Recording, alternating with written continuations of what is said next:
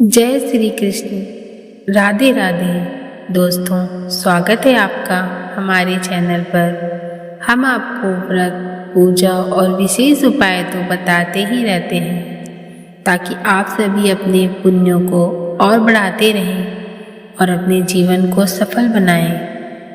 और सफलता तो हमें हमारे पूर्वज भी दिलाते हैं। आखिर हम सब अपने पितर के ऋणी हैं, हमें उनके लिए भी कुछ पूजा जरूर करनी चाहिए। और पितरों के लिए अमावस का दिन होता है। कहा जाता है जब अमावस आती है तो हमारे पूर्वज भी धरती पर आकर हमें देखते हैं। अगर हम उस दिन उनके लिए कुछ करते हैं तो वो हमें आशीर्वाद देकर जाते हैं। इसलिए हमें अमावस्या में पूर्वजों के लिए कुछ खास उपाय व पूजा जरूर करनी चाहिए, जिससे हमारे पितर भी खुश होकर हमें आशीष दें। और मार्गशीर्ष पावन महीने की अमावस्या आ गई है। आइए जानते हैं कब है अमावस्या और क्या है खास उपाय। मार्गशीर्ष अमावस्या तिथि 30 नवंबर सुबह 10:31 से शुरू होकर 1 दिसंबर 2024 को 11:52 पर समाप्त होगी। उदया तिथि अनुसार हमें 1 दिसंबर को ही व्रत और पूजा करनी है। पंचांग अनुसार मार्गशीर्ष महीने के कृष्ण पक्ष की अमावस्या का दूसरा नाम अगहन अमावस्या है।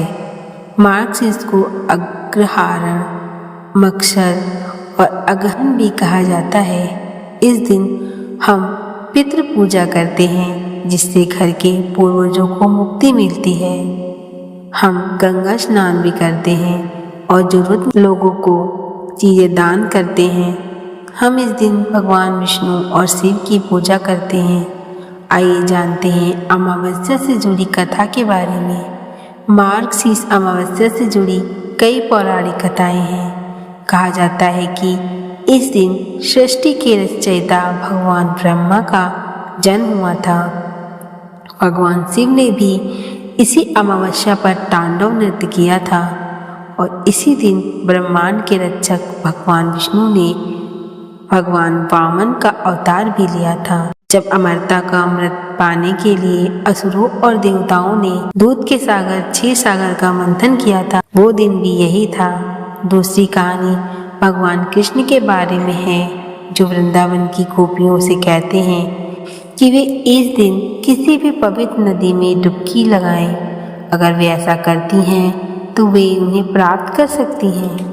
तब से इस माह में यमुना स्नान का विशेष महत्व है। कहा जाता है कि यमुना नदी में स्नान करने से जातक के सभी पाप दोष समाप्त हो जाते हैं। इस माह के अंतिम दिन यानी पूर्णिमा तिथि पर चंद्रमा मृगशिरा नक्षत्र में रहता है।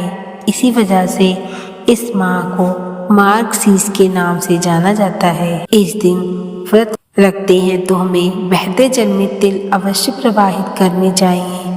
आपको पवित्र नदी में स्नान करके प्रार्थना करनी चाहिए। हमें परिवार की परंपराओं का पालन करते हुए भगवान विष्णु और शिव की पूजा करनी चाहिए। पितृ पूजा पवित्र नदी के तट पर करनी चाहिए। यह हमारे पूर्वजों की मुक्ति के लिए की जाती है। हमें जरूरतमंद लोगों को भोजन सामग्री दान करनी चाहिए। तो ये कुछ उपाय जिन्हें आप अपनाकर अपने पूर्वजों का आशीर्वाद प्राप्त कर सकते हैं। अगर आपको वीडियो अच्छी लगी हो तो शेयर जरूर करें। धन्यवाद।